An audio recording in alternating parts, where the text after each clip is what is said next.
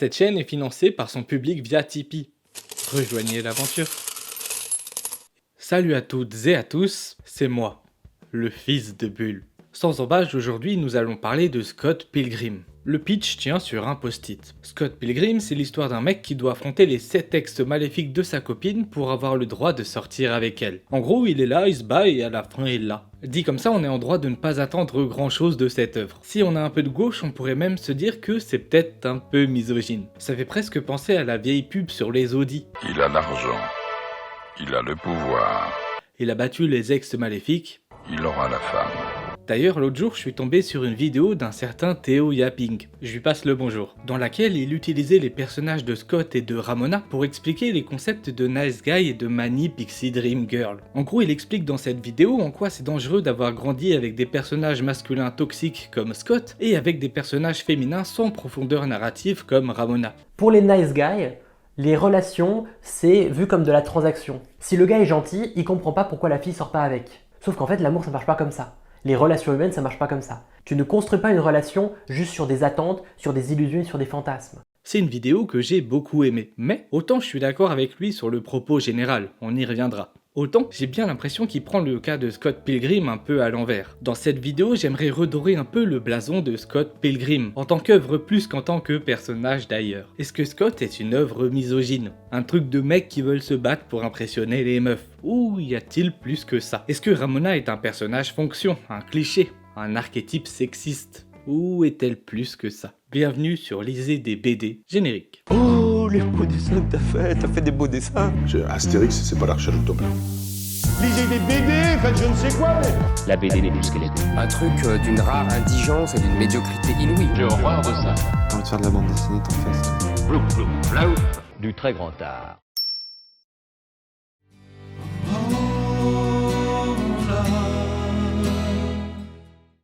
La Manny Pixie Dream Girl, qu'on appellera ici Pixie par mesure de flemme, c'est un archétype de personnage féminin souvent utilisé dans la fiction. Archétype repéré en 2007 par Nathan Robin, acolyte de Batman et critique de cinéma à ses heures perdues. C'est un archétype féminin un poil misogyne, on y reviendra. On va rapidement voir quelles cases il faut cocher pour être une Pixie, et vérifier si Ramona correspond bien aux critères requis. Premièrement, une Pixie est un personnage fonction, dont le seul but est de faire progresser un personnage masculin à travers une romance. Je cite Robin. C'est un fantasme masculin particulier, celui d'être sauvé de la dépression et de l'ennui par une femme fantasmée, qui arrive comme une brise scintillante pour vous sauver de vous-même, puis qui disparaît une fois son œuvre terminée. C'est difficile en effet de ne pas penser à Scott Pilgrim ici, un jeune homme un peu nul, un peu quelconque, sauvé de sa vie morose par l'apparition d'une femme qui va lui permettre de se révéler lui-même. En se battant pour Ramona, Scott va en effet révéler ses talents au combat par exemple, et montrer au monde qu'il n'est pas un homme comme les autres, qu'il a des valeurs et un background. J'ai un background. Plutôt qu'il va l'acquérir en se battant pour cette fille. Ramona n'est ici que le déclencheur de la quête initiatique de Scott. Il se bat parce qu'à la fin, il aura la femme. Deuxièmement, la Pixie n'intervient quasiment que dans des histoires dont le protagoniste est un jeune blanc, loser, un mec moyen qui n'a rien spécial et qui est un peu en bas dans l'échelle sociale. Très souvent un geek, un nerd, un mec un peu déphasé qui a du mal à assumer de vivre. Ça fait contraste avec la Pixie qui est présentée justement comme une fille un peu délurée, souvent avec les cheveux colorés et un look atypique. Une fille qui dénote, qui détonne, une fille qui va pouvoir montrer une autre facette de la vie à ce jeune homme quelconque, qui va apprendre à son contact. La Pixie va montrer au nice guy l'extraordinaire qui se cache derrière la banalité de la vie quotidienne. C'est flagrant dans Scott, puisque le fantastique arrive dans la série en même temps que Ramona et sa clique d'ex maléfiques. D'un coup, Scott va se mettre à se battre comme un dieu, va devoir affronter des hommes qui possèdent des super pouvoirs, sans oublier le fait que Ramona est capable de voyager à travers des couloirs subspatiaux.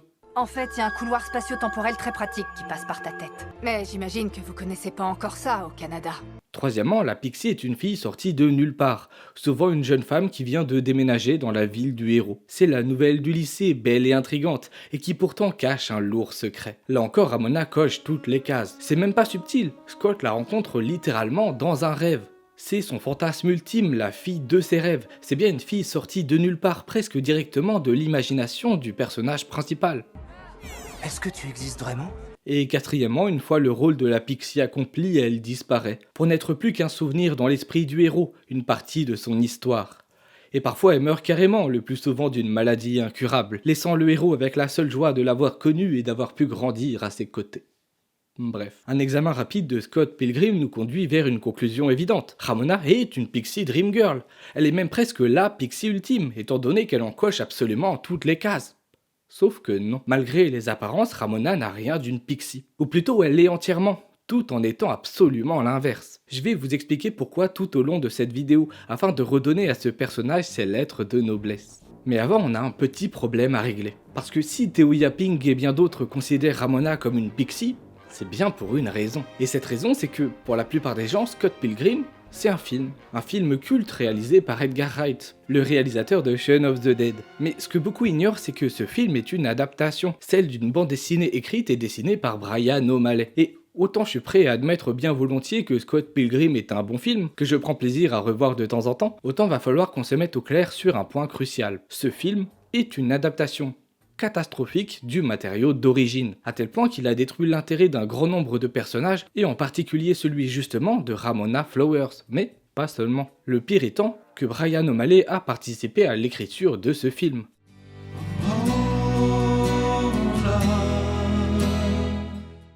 Le problème principal de l'adaptation cinématographique est aussi paradoxalement ce qui fait sa plus grande force. Son esthétique. C'est un des premiers films à utiliser de manière respectueuse et avec beaucoup d'amour l'imagerie de la pop culture, de la culture geek de l'époque, dont entre autres les films de kung-fu, le déferlement des mangas et surtout les jeux vidéo. Je vous renvoie vers la célèbre vidéo de Karim Debache et de son équipe sur le film de Scott, qui reviennent bien sur tous ces éléments. Moi je vais juste m'arrêter sur un propos de Karim Debache, qui est passé complètement inaperçu à l'époque et qui pourtant dit beaucoup de choses. Vous êtes prêts? Écoutez bien. Donc voilà, pour ce qui est du côté ultra référentiel de l'œuvre, je pense qu'il faut essayer de voir ça comme un habillage, qui finalement ne nuit pas tant que ça à la narration. Je trouve la formule intrigante, un habillage qui ne nuit pas tant que ça à la narration. Au lieu de dire que l'habillage, que l'esthétique du film renforce la narration, lui apporte quelque chose, car il me dit qu'elle ne nuit pas tant que ça à ce qui est raconté. C'est quand même fort, parce que dans le cas de la BD, c'est justement l'esthétique, le parti pris esthétique d'O'Malley qui permet la narration particulière et efficace de l'œuvre. Condenser 1000 pages de BD en 1h30 de film, c'est pas un défi facile. Le réalisateur a dû donc faire des choix drastiques. Je vais pas tous vous les faire, on va seulement s'attarder sur les plus importants. Tout d'abord, là où les bagarres constituent à peine un tiers disons de l'œuvre originale, elles constituent au bas mot 2/3 du contenu du film, si ce n'est plus.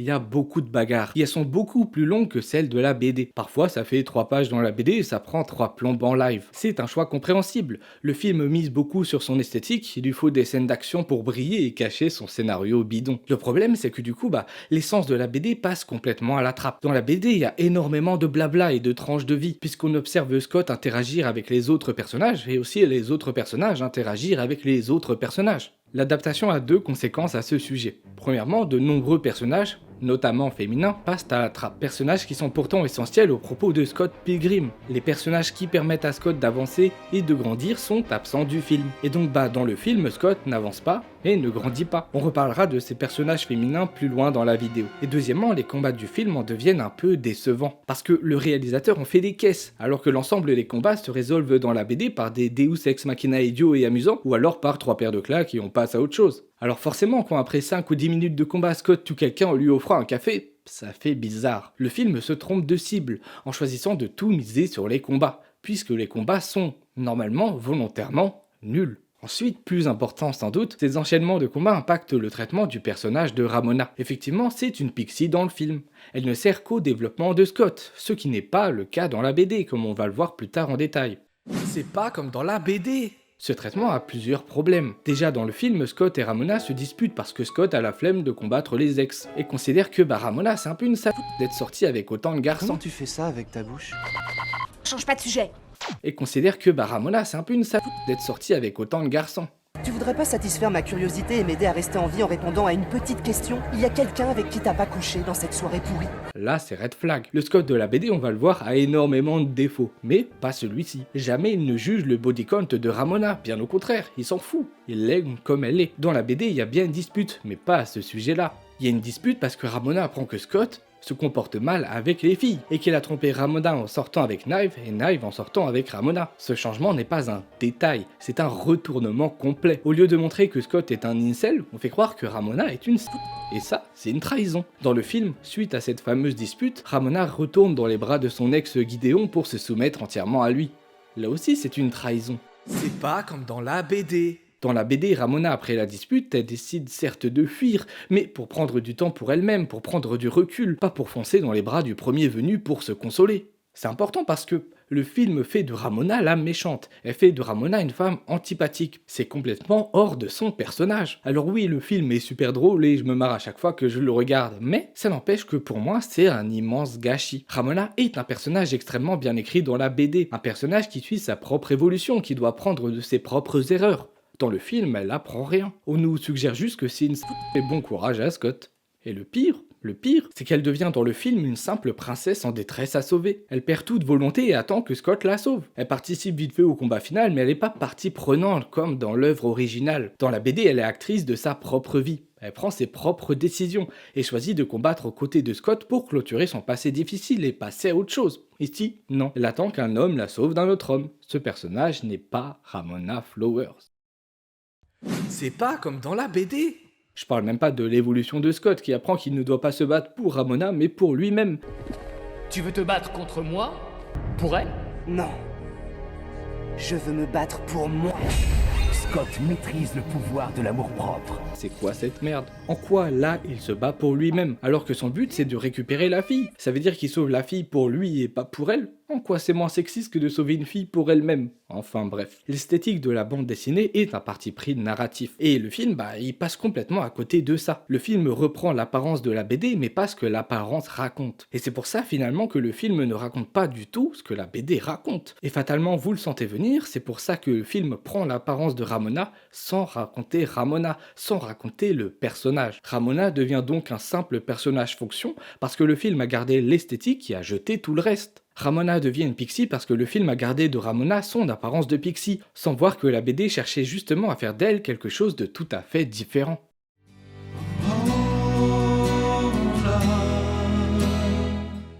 Maintenant qu'on a craché sur le film, parlons du vrai Scott et de la vraie Ramona. Ceux de la BD, ceux de l'œuvre originale. Comme je l'ai dit en intro, on peut faire croire que Ramona coche des lignes au bingo de la manie Pixie Dream Girl. Mais il y a quand même une différence fondamentale entre les deux versions du personnage. Le cœur de la Pixie, c'est d'être un personnage fonction, qui permet à un hétéro lambda de se révéler à travers elle. Et ça, c'est pas vraiment ce qu'est Ramona Flowers dans la BD. Car Ramona fait évoluer Scott, c'est un fait. Elle le réveille de son sommeil dogmatique, c'est un fait. Et c'est un fait aussi qu'elle est un fantasme rencontré dans un rêve. Sauf que dans la BD, la relation n'est pas à sens unique. Ramona n'est pas en reste dans l'œuvre. Elle aussi, au contact de Scott, va apprendre à reconnaître ses torts, à arrêter de fuir dès que ça devient compliqué, à arrêter d'aller voir ailleurs si l'herbe n'est pas plus verte dans le champ du voisin. Si au début Scott combat les ex de Ramona et évolue soi-disant en le faisant, Ramona aussi va devoir combattre son propre passé, et en plus celui de Scott. Elle aussi va évoluer. Ramona n'est pas qu'un personnage fonction, c'est un personnage à part entière, qui bénéficie de son propre arc de personnage. Et pas en tant que personnage secondaire en plus. Scott Pilgrim, c'est autant l'histoire de Scott que celle de Ramona. Elle sauve Scott de son ennui et de sa dépression, ok, mais Scott la sauve aussi de sa propre dépression. Il l'aide à briser ses chaînes mentales, à sortir de son ancienne relation toxique. Ce que je veux dire, c'est que c'est donnant-donnant. Ramona est bien plus qu'une pixie. Elle n'est pas que celle qui sauve, elle est aussi celle qui est sauvée, au même titre que Scott. Là où le film nous fait croire que Scott doit battre ses ex pour sortir avec elle, c'est pas le cas dans la BD. Ils sortent ensemble et doivent se battre tous les deux contre leur passé respectif et apprendre à grandir ensemble. Tous les deux. Mais alors pourquoi Ramona ressemble autant à une pixie alors?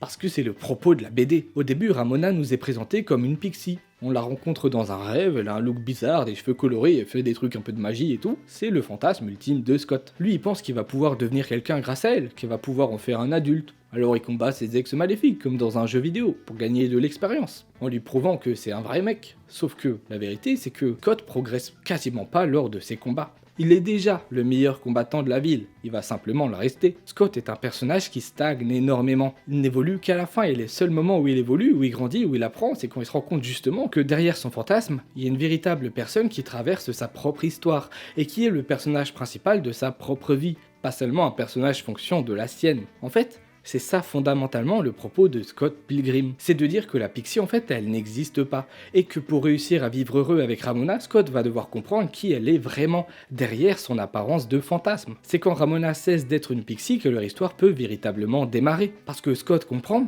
qu'il n'est pas entouré de PNJ, mais de personnes réelles qui méritent d'être considérées comme telles.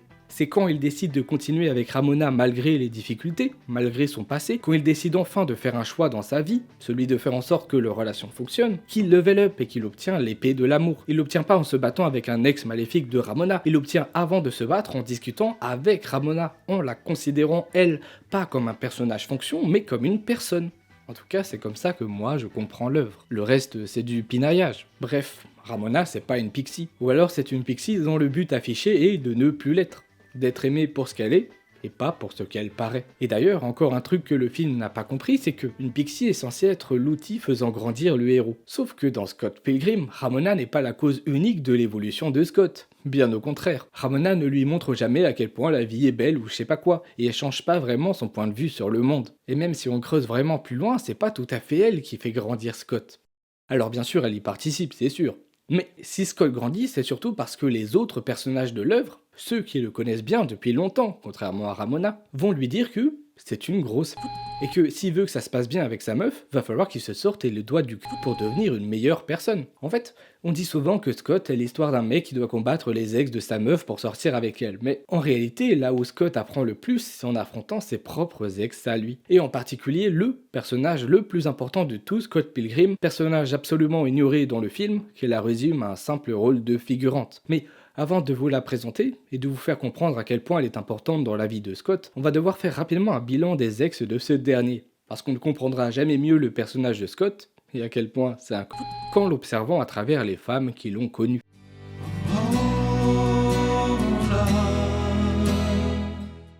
Au début de la BD, Scott Pilgrim sort avec une lycéenne.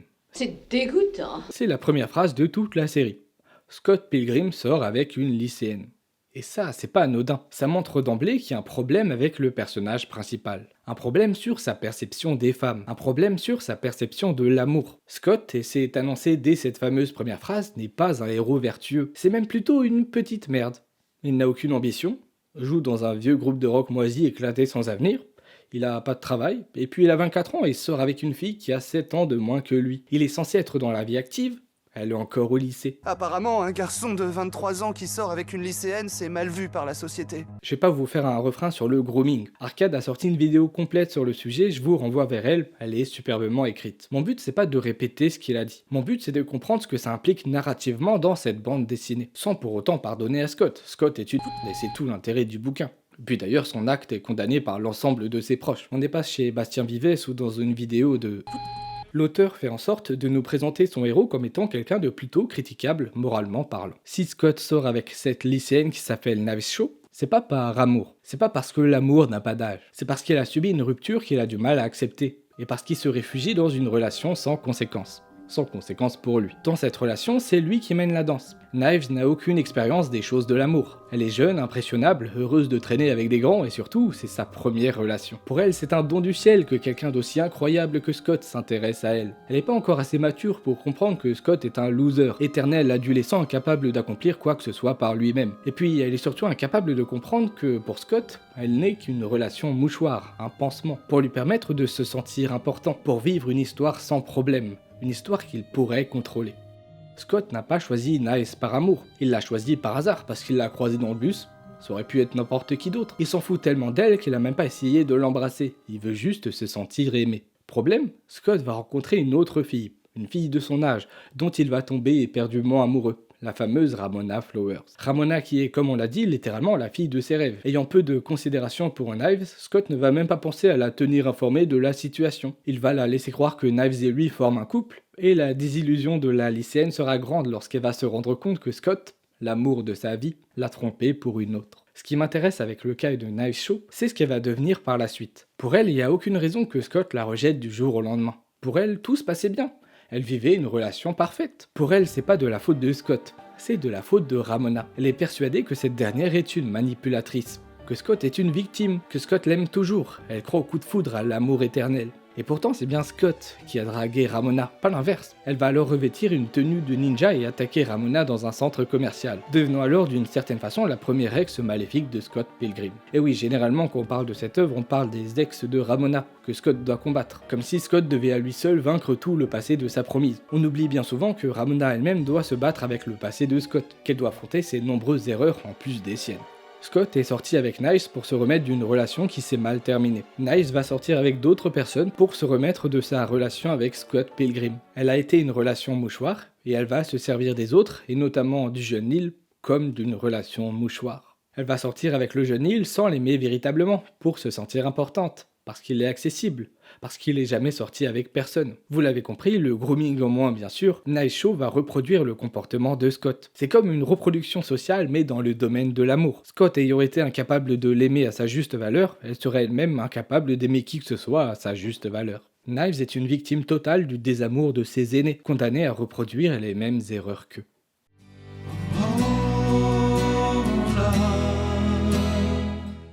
Vous vous en doutez, si Scott fait subir ce comportement à Niles, c'est que lui-même l'a vécu. C'est tout le drame de l'œuvre, et tout ce qui va faire le génie du fameux personnage que je vous tease depuis quelques minutes, mais ne soyez pas si pressés. La relation qui a tant traumatisé Scott prend le nom de Envy Adams. C'était la femme de sa vie. Avant de connaître Ramona bien sûr, Envy et lui se sont rencontrés au lycée. Ils ont formé un groupe de rock et sont sortis ensemble. D'abord lycéenne timide et renfermée, elle a fini par croire assez en elle pour s'affirmer, à tel point qu'un décalage a fini par se créer entre elle et Scott, les menant tout droit à la rupture. Envy a su saisir sa chance et a fini par devenir une star de renommée internationale tandis que Scott est resté ce qu'il était, c'est-à-dire un adolescent sans avenir ni ambition. Ils n'ont pas su grandir ni évoluer ensemble. Envy a fini par tromper Scott avec un autre garçon, Todd, qui se trouvera par le plus grand des hasards tient donc être lui-même un ex de Ramona. Cette relation représente le traumatisme initial de Scott, et peut-être le point d'orgue de son évolution de personnage, et même de la série tout entière. Envy a trompé Scott, qui lui-même a trompé Niles Shaw, qui elle-même, etc. etc. D'autant plus que Envy va elle-même s'avérer être trompée par son petit ami actuel. Envy apporte un élément central de la série Scott Pilgrim, le fait que les couples sont fragiles, qu'une tromperie est vite arrivée et qu'un cœur blessé finira par créer sur sa route fatalement d'autres cœurs blessés qui à leur tour, etc. etc. Il faudra donc vaincre Envy pour freiner cette chute infernale de Domino maléfique, pour rompre cette boucle de souffrance sans fin, et comprendre aussi, en passant, qu'un couple ne peut tenir que si les deux personnes partagent des objectifs communs et comptent faire un bout de chemin ensemble.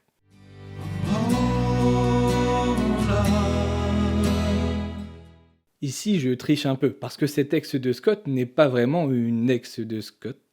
En fait, il est jamais vraiment sorti avec elle. Mais pour moi, c'est une des plus importantes. Et vu que le film n'a pas cru bon de faire exister ce personnage, je tenais à remettre un peu de lumière sur lui. Sur elle. Lisa, c'est une fille que Scott a rencontrée au collège avant de déménager. Lisa était attirée par Scott, Scott était attiré par Lisa, mais il s'est jamais rien passé entre les deux, étant donné que Scott était déjà en couple avec une autre fille. Puis Scott a déménagé et se sont jamais revus. C'est donc une non-histoire d'amour. Plusieurs années plus tard, au jour J de notre histoire, Scott recroise Lisa dans le centre commercial de Toronto. Elle est encore plus belle qu'avant et Scott, déjà en couple avec Ramona, est subjugué par ses charmes féminins. Ce point n'échappe d'ailleurs pas à la jeune blonde puisqu'elle décide de le draguer ouvertement. Après quelques péripéties, Ramona, fortement jalouse de l'attirance de son mec pour une autre fille, le met à la porte. Et ce dernier est malencontreusement obligé de dormir chez la femme que sa copine craint tant. Lisa lui dit alors qu'elle s'habille sexy pour lui, qu'elle l'aime depuis le collège et qu'elle est tout à fait disposée à ce qu'il rattrape le temps perdu tous les deux. Franchement, une occasion pareille ne se reproduira jamais. Une fille attirée par vous, une fille qui vous attire aussi, l'occasion de conclure une frustration accumulée depuis des années. Si vous êtes un let's go. Sauf que, comme à l'époque, Scott est déjà en couple avec une autre femme. Mais Scott, contre toute attente, choisit de repousser Lisa, malgré tout ce qu'il peut ressentir pour elle, et choisit Ramona. Il comprend que l'attirance sexuelle ou la frustration des années passées ne doivent pas avoir d'impact sur sa relation actuelle. Il choisit l'amour. Il va voir Ramona et lui explique que lui comme elle ont un passé relationnel compliqué, qu'ils ont l'habitude de fuir à la moindre difficulté mais que lui est prêt à faire un effort et à ne pas trop la bousculer. Il débloque alors l'épée longue du pouvoir de l'amour pour avoir fait un choix. Et voilà, bon, Scott est une merde mais parfois il a des éclairs de lucidité. Maintenant que vous êtes ok avec le passé de Scott, et avec le fait que c'est un personnage principal qui a du mal à se rendre compte qu'il est fautif, et que si ses amours foirent c'est un peu de sa faute, on va enfin pouvoir passer au premier amour de sa vie. Kim Pine.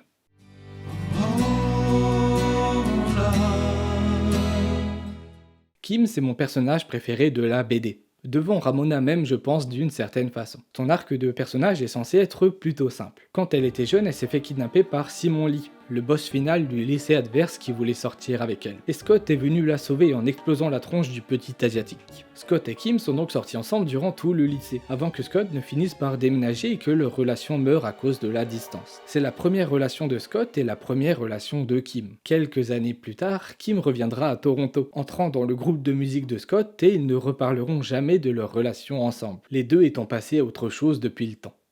Kim est une jeune femme avec un complexe d'infériorité. Elle se trouve moins belle et moins intéressante que les autres femmes, ce qui est faux. Et cela pourrait, je dis bien pourrait, être la faute de Scott. Il est révélé plus tard dans la série qu'au lycée, Kim sortait avec le fameux Simon et qu'elle a trompé Scott avec lui. Scott qui lui a ensuite cassé la gueule pour montrer qui était le plus fort. Le souvenir de Scott est donc faux. Il n'a pas sauvé Kim. Il a simplement tabassé un innocent pour pouvoir sortir avec elle. Et plus que ça, il sera révélé qu'il n'a même pas pensé à prévenir Kim, avec qui il sortait à l'époque, qu'il allait déménager à Toronto. Cette dernière l'a donc appris le jour même de son départ, totalement abandonné par l'amour de sa vie. Mais c'est super!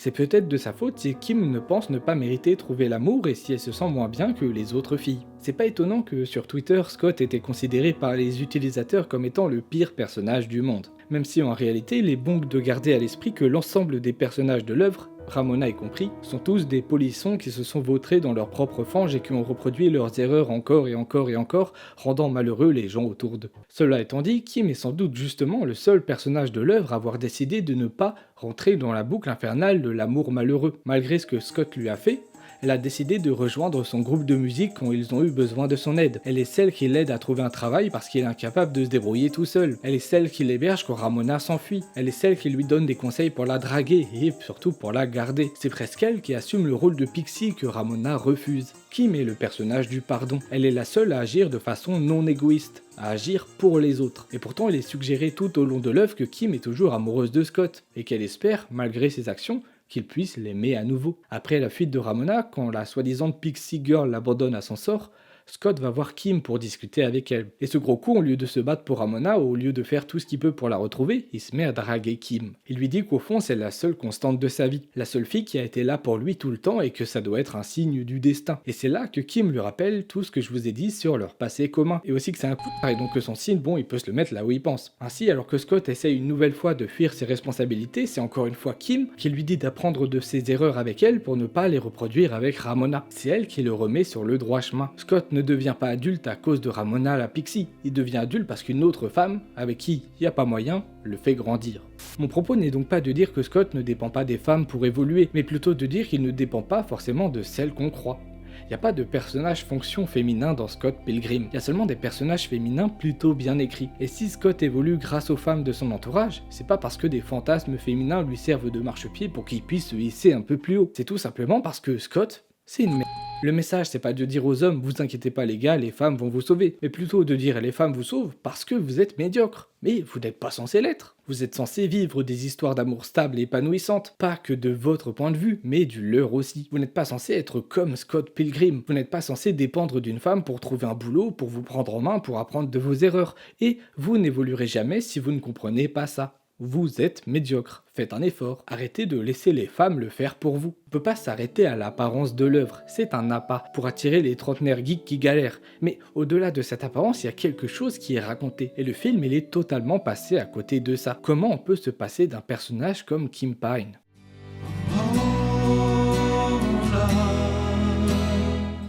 Le terme de Pixie pour définir le personnage de Ramona me semble donc un peu galvaudé. Mais comme on vient de le voir, ça n'empêche pas Scott d'être fondamentalement un personnage masculin qui ne doit son salut qu'à l'intervention des femmes de son entourage, qui sont comme autant de petits satellites tournant autour de son petit nombril. Et c'est justement le propos de l'œuvre. C'est là où je rejoins la vidéo de Théo.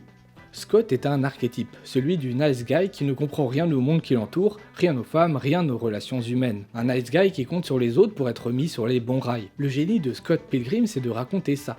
Que nous, les geeks des années 2000, on a eu besoin de femmes pour s'en sortir. Et ça raconte ça tout en critiquant l'archétype de la Pixie Girl, en montrant aux spectateurs à travers Scott qu'une femme, c'est aussi et avant tout un personnage principal qui mérite d'exister pour elle-même. La BD se sert de la Pixie pour mieux la déconstruire, pour montrer que les femmes sont plus qu'elles ne sont dans l'esprit des hommes, plus que des fantasmes. C'est une leçon donnée aux jeunes hommes de ma génération. Vous voyez la fille de vos rêves, celle que vous voulez posséder, celle que vous aimez, vous l'aimez pas vraiment. Vous aimez juste l'image que vous en avez. Vous ne vous êtes jamais vraiment intéressé à elle pour ce qu'elle est vraiment. Vous avez pris les femmes pour des pixies ou comme acquises ou comme des outils là faits exactement pour vous servir, comme des PNJ utiles pour vous. Vous n'avez pensé qu'à vous, qu'à être sauvé par quelqu'un. Mais vous, qu'est-ce que vous avez apporté? Êtes-vous réellement capable d'aimer? D'aller vers l'autre pas pour ce que vous voulez qu'elle soit, ou ce qu'elle semble être, mais pour ce qu'elle est vraiment? Non. Les œuvres que l'on consomme nous forgent. On a été élevé avec des histoires écrites par des hommes pour des hommes, eux-mêmes élevés par des histoires écrites par des hommes pour des hommes. Des auteurs n'ayant aucune idée de comment écrire des personnages féminins. On nous a fait croire que les femmes étaient dues ou qu'elles étaient des récompenses, parce que le patriarcat nous a fait croire que nous étions, et nous seuls, les hommes, des personnages principaux. Parce que la fiction ne nous montrait que des femmes qui étaient en détresse ou bien qui étaient des pixie dream girls, ou des personnages secondaires, qui ne méritaient pas qu'on s'attarde trop sur elles. Des personnages fonction. La fiction et la pop culture en particulier portent sa part de responsabilité. Elle a fait de nous des hommes médiocres, incapables de comprendre les femmes. Les femmes méritent mieux, et nous aussi. Les gars, arrêtez d'être des merdes. Arrêtez d'écouter des influenceurs bidons qui vous pourrissent le crâne avec des histoires de body count ou de techniques de drague bidon. Je vais vous révéler comment réussir en amour. C'est gratuit. Tenez-vous prêts, il suffit de comprendre que les femmes sont des personnages principaux. C'est tout. Je pense que c'est ça mon problème. J'essaie toujours d'aller plus vite que la musique, plus vite que l'univers. Comme si rien ne pouvait m'atteindre, tant que moi je garde l'initiative. J'ai l'impression d'être dans ce fleuve et de me laisser porter. Et si je m'accroche à qui que ce soit, si je m'accroche de toutes mes forces, je ne vais nulle part. Je suis coincée. J'ai jamais voulu rester coincée. J'ai jamais été douée pour tenir.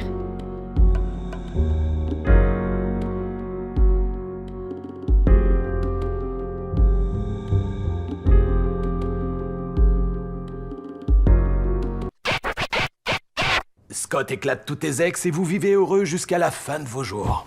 La fin est pas réaliste, je connais Ramona Flowers, elle serait déjà passée au suivant. Je suis plus comme ça maintenant. J'aurais juré le contraire. C'est pas parce que la BD se termine bien que les deux vont vivre heureux jusqu'à la fin des temps et faire plein de petits-enfants, tout ça. C'est pas parce que la série se termine bien que dans 1 an, 2 ans, 13 ans plus tard, Scott et Ramona seront toujours ensemble. Peut-être que Scott finira lui aussi par devenir un ex maléfique. Peut-être que malgré leurs belles promesses, leur amour n'est pas fait pour durer. Et s'il y avait un après? «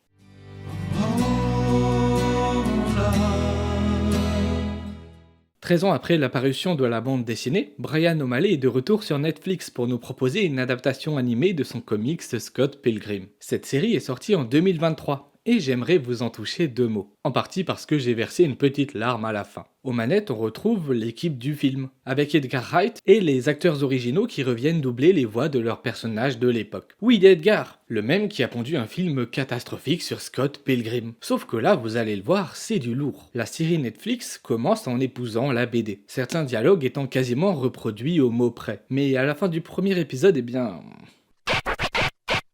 Bon, attendez.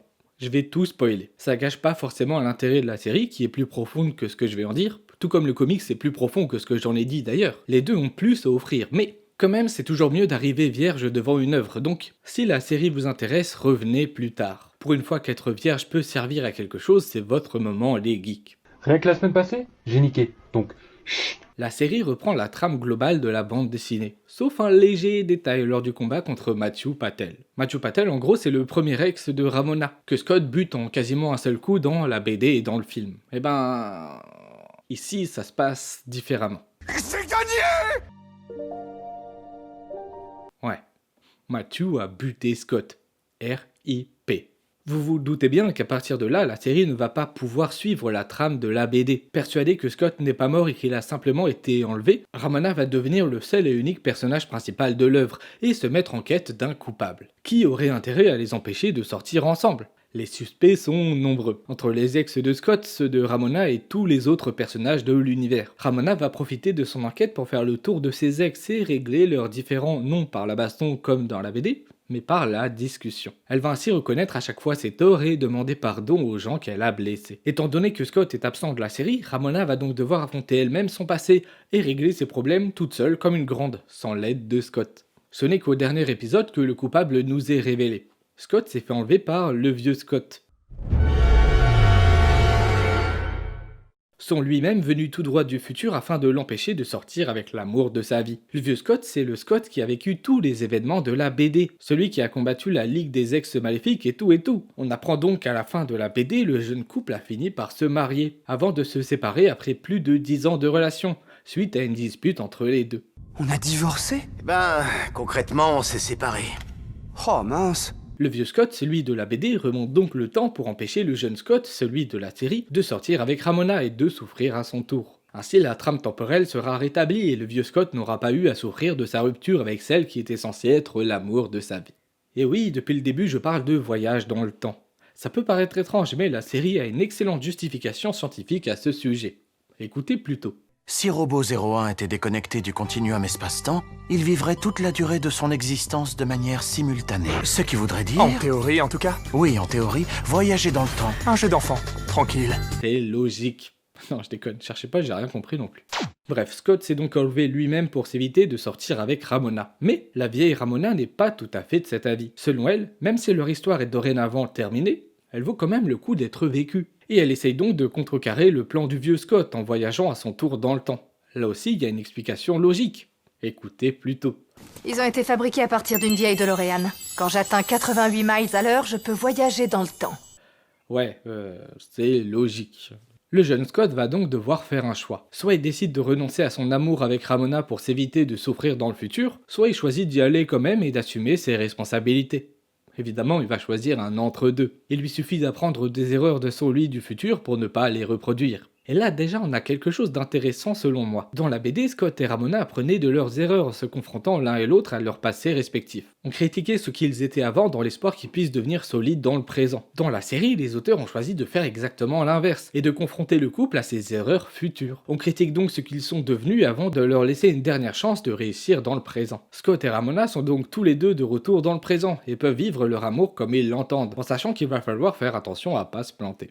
Sauf que... problème, une sorte de barrière magique les empêche de s'embrasser. Il leur reste encore un petit problème à régler. Vous, les ex-maléfiques, est-ce que vous savez quelque chose sur cette histoire de Champ de Force et est-ce que vous voulez vous battre pour régler ça? Non. Et ce petit problème, c'est le vieux Scott. Non, juste vieux Scott. C'est-à-dire le Scott du futur de Scott. Et le vieux Scott, il s'est entraîné pendant 10 ans dans une cave afin de devenir le guerrier ultime et pouvoir péter la gueule de tout le monde afin que son lui du passé comprenne la leçon. Je suis ici parce que le fait que je gagne n'a absolument rien changé. On finit toujours par épouser Ramona, ce qui est inexplicable.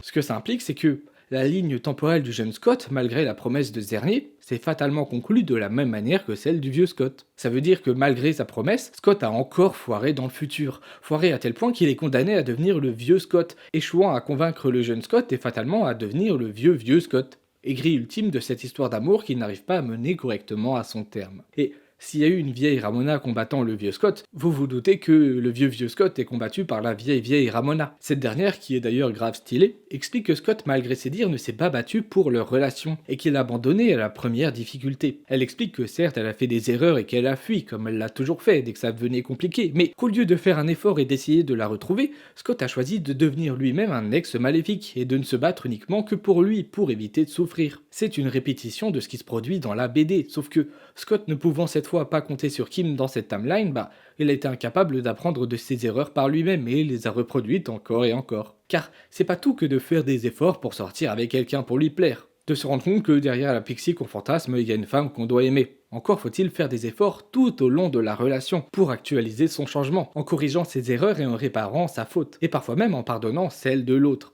Ce qu'a su faire Ramona, mais qu'a pas su faire Scott. Ramona n'est pas un personnage exempt de défauts. Elle aussi reproduit ses propres erreurs. La différence, c'est qu'elle a essayé de faire exister leur histoire d'amour passée pendant que Scott essayait de la détruire. Pour elle, peu importe comment ça se termine, elle est reconnaissante à Scott d'avoir pu vivre une histoire d'amour sincère, alors que lui, il peut pas s'en satisfaire. Il est focalisé que sur sa souffrance, la sienne, pas celle de Ramona, sans penser qu'elle aussi puisse souffrir de la situation, qu'elle puisse encore l'aimer tout en refusant de retourner avec lui à cause de son comportement. Encore une fois, Scott a tout fait foirer. Il était censé, il y a 10 ans, avoir la même prise de conscience que le personnage de Bref, et on pensait tous, le public comme son auteur, que c'était le cas, que les hommes avaient déjà commencé à changer. Sauf que non. 10 ans après Scott Pilgrim la BD, l'auteur a dû remettre les couverts sur la table pour nous dire « Bordel les gars, on n'y est pas encore, on est encore des putains de Scott Pilgrim ». Waouh, celui-ci est un gamin un peu demeuré et celui-là, il est plutôt perturbé. Oh, défonce-le, Super Ramona! Non, il n'est jamais trop tard pour réparer ses erreurs. J'aurai beaucoup de mal à le dire plus tard, alors je le dis maintenant. Je t'aime, Scott. Et je fuis toujours les gens que j'aime. Mais ce que j'ai fait par le passé ne doit pas décider de qui je suis aujourd'hui. Aide-moi à m'en souvenir, d'accord ?